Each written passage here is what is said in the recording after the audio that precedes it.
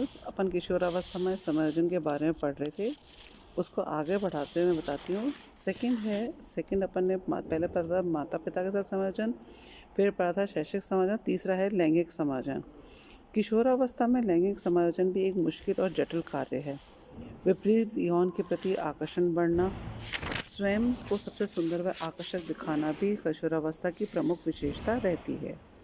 इस कारण किशोर किशोरियाँ एक दूसरे के साथ मिलना जुलना चाहते हैं, अधिकाधिक समय एक दूसरे के साथ व्यतीत करना चाहते हैं, बातचीत करना चाहते हैं, प्रेमालाप करना चाहते हैं तथा प्रणय संबंधों में बंधना चाहते हैं। परंतु भारतीय संस्कृति और उसका परिवेश इन सब चीज़ों को अच्छा नहीं मानता है। शादी पूर्व लैंगिक संभोग करने पर पूर्णतः प्रतिबंध रहता है। माता पिता अपने पुत्र पुत्रियों पर कड़ी नज़र रखते हैं और उनसे मिलने जुलने से टोकते रहते हैं। इस कारण वे माता पिता से बैर भाव रखने लग जाते हैं। वे उनसे विद्रोह करके कहीं भागकर चले जाते हैं तथा शादी रचा लेते हैं। परंतु यदि लड़का लड़की भागकर शादी नहीं कर पाते तो वे साथ साथ जीने मरने की कस्में खाते हैं। जहर की गोलियां खा लेना, फांसी लगा लेना, आत्महत्या कर लेना, ये इस उम्र में सबसे ज़्यादा देखा जाता है। फिर है सामाजिक समायोजन। पूर्व किशोरावस्था में बालक अपने दोस्तों के साथ, मित्र मंडली के साथ खेलते कूदते मनोरंजन करते हैं। उन पर पढ़ने लिखने तथा घर के छोटे मोटे कार्यों का भी भार रहता है। धीरे धीरे उनके मित्रों की संख्या भी कम होने लगती है। उत्तर किशोरावस्था के अंत तक कुछ गिने चुने मित्र ही रह जाते हैं, क्योंकि अब उन्हें पढ़ने लिखने के साथ धनोपार्जन करने की भी चिंता सताने लगती है। उन्हें अपने भविष्य निर्माण की चिंता भी रहती है। कई किशोर अपने दोस्तों की राय पर विषय का चयन करते हैं और उसी दिशा में उपाय तलाशते हैं। अब वे सामाजिक कार्यों में भी रुचि लेने लग जाते हैं।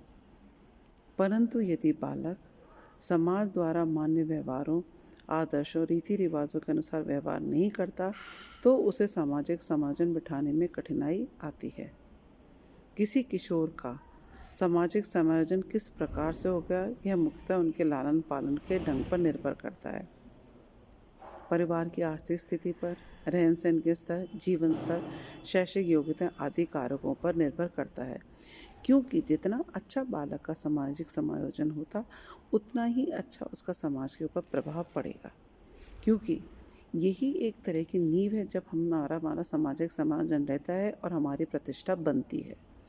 क्योंकि एक तरह से ये हमारे लिए दहलीज है जब हम प्रौढ़ावस्था की ओर प्रवेश करते हैं। फिर है मित्रों के साथ समायोजन। किशोर वय के बालकों को मित्र मंडली के साथ साथ समय बिताना अच्छा लगता है। उनके मित्रों की रुचियां धर्म, जाति, लिंग, आर्थिक एवं सामाजिक स्थिति आदि भिन्न भिन्न हो जाती हैं। ऐसी स्थिति में उनका समायोजन बिठाना वास्तव में एक चुनौतीपूर्ण कार्य है।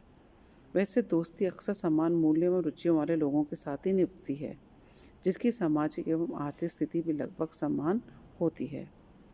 जब कोई किशोर बालक अपने दोस्त की बात नहीं मानता है, उसके आगे के वेल ना करता है, तब उसके दोस्त उन्हें अपने साथ खेलने से मना कर देते हैं।